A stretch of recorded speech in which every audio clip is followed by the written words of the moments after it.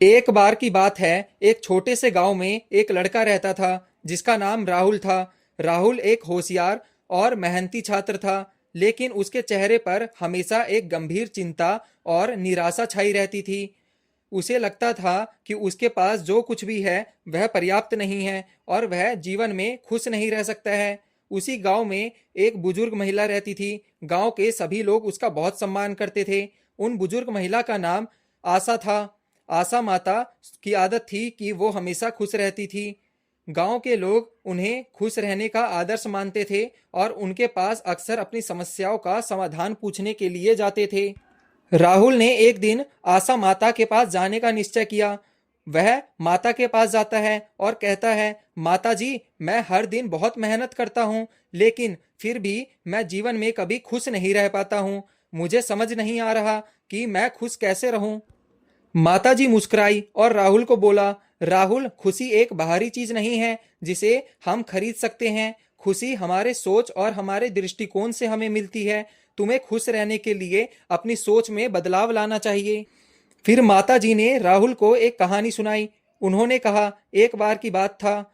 एक बहुत ही गरीब किसान था, लेकिन उसके चेहरे पर हमेशा खुशी बनी रहती थी। एक बार एक अमीर व्यापारी ने उस किसान से पूछा, तुम्हारे पास तो कुछ भी नहीं है, फिर तुम्हारे चेहरे पर हमेशा ये खुशी क्यों रहती है? किसान हंसते हुए जवाब देता है, मैं खुश रहने के लिए किसी बड़े कारण की तलाश नहीं करता हूँ। मैं हर छोटी छोटी बातों में खुशी ढूंढता हूँ। मैं अपने परिवार के साथ रहता हूँ, मुझे बहुत खुशी मिलती है।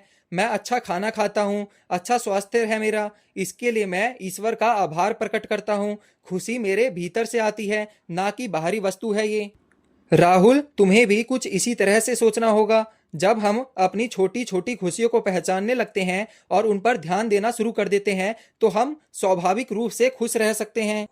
राहुल ने माता जी की बातों को ध्यान से सुना और सोच में बदलाव लाना शुरू कर दिया। उसने निर्णय किया कि वो जीवन की छोटी छोटी खुशियों पर ध्यान देना शुरू करेगा। उसने अपने परिवार के साथ समय बिताना शुरू कर दिया, दोस्तों के साथ हंसी मजाक भी शुरू किया और अपनी उपलब्धियों को सराहना देना शुरू कर दिया। धीरे धीरे राहुल का चेहरा भी हंसी और खुशी से चमकने लगा। समय के साथ राहुल ने महसूस किया कि खुशी किसी भी बाहरी परिस्थिति से अधिक महत्वपूर्ण है।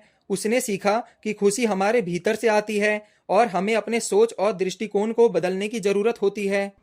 गांव के लोग भी राहुल के प्रेरित हुए और अपने जीवन में छोटी छोटी खुशियों को पहचान कर खुश रहना शुरू कर दिया। इस कहानी से हमें यह सीख मिलती है कि खुशी कोई बाहरी वस्तु नहीं है, बल्कि ये हमारे सोच और दृष्टिकोण से आती है। जीवन की छोटी छोटी खुशियों को पहचान कर और उन्हें सराह कर हम अपने जीवन में हमेशा खुश रह सकते हैं।